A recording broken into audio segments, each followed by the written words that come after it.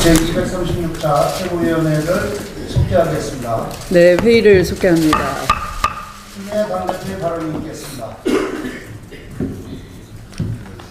네, 오늘 후반기 국회의장 선출로 본격적인 국회 정상화가 시작됩니다. 오늘을 기점으로 더불어민주당은 민생 올인, 경제 올인을 다짐하며 민생 경제 전력 투구를 선언합니다. 어제 한국은행은 올해 경제 성장률 올 경제 성장률을 2.9%로 하향 조정했습니다.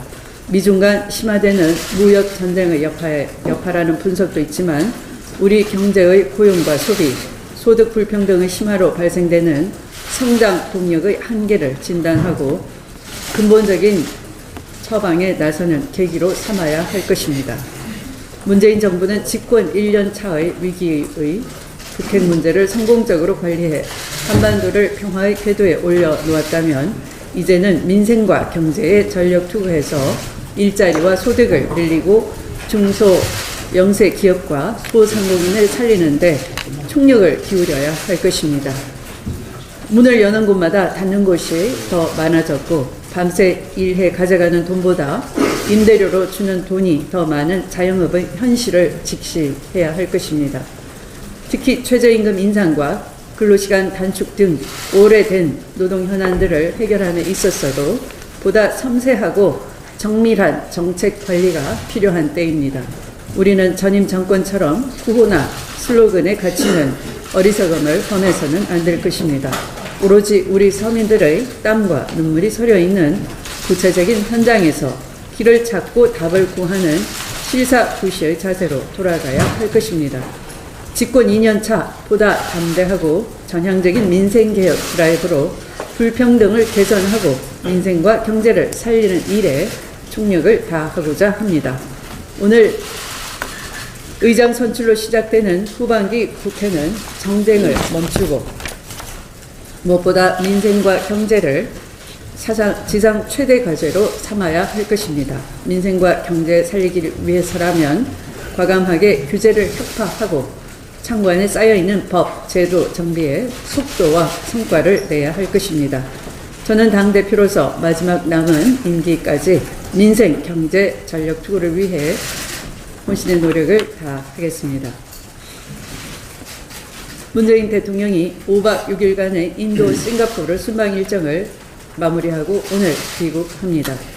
문재인 대통령은 이번 순방을 통해 신남방 정책의 교두보를 마련하고 한반도 평화를 위한 양국의 지지와 협력을 이끌어냈습니다.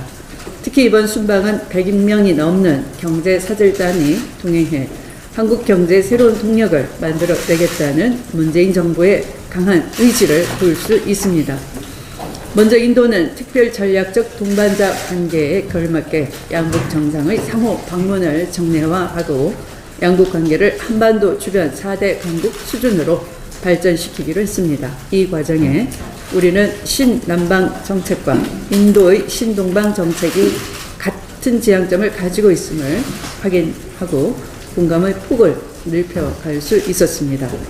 또 양국이 함께 미래 성장 동력을 창출해 나가는 3P 플러스 파트너십, 사람, 평화, 번영 플러스 파트너십 구축도 적극 추진하기로 했습니다.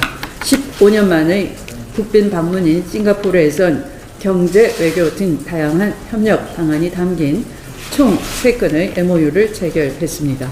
문재인 정부의 4강 외교의 틀에서 벗어난 신흥국가와의 새로운 경제 협력을 이어가며 한반도 신경제 지도를 보다 더 깊고 풍부하게 만들어지고 있습니다.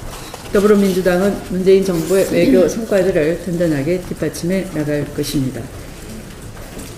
기무사의 국기 문란의 증거가 속속 드러나고 있습니다.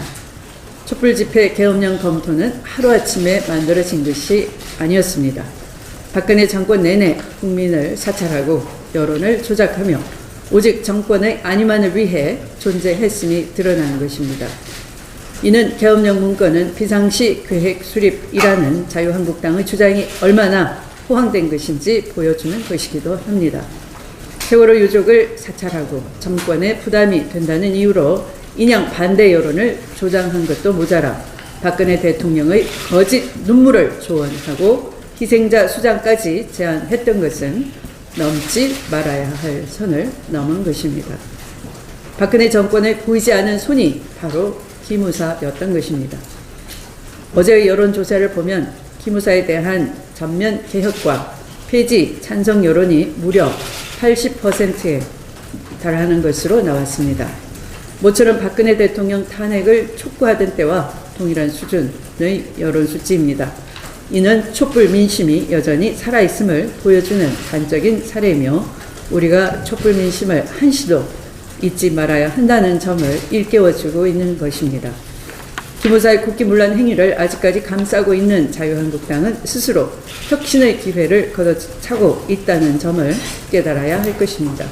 자유한국당의 진정한 혁신의 출발은 기무사 사건을 국기문란 사건으로 인식하고 인정하는 데에서부터 시작될 것입니다.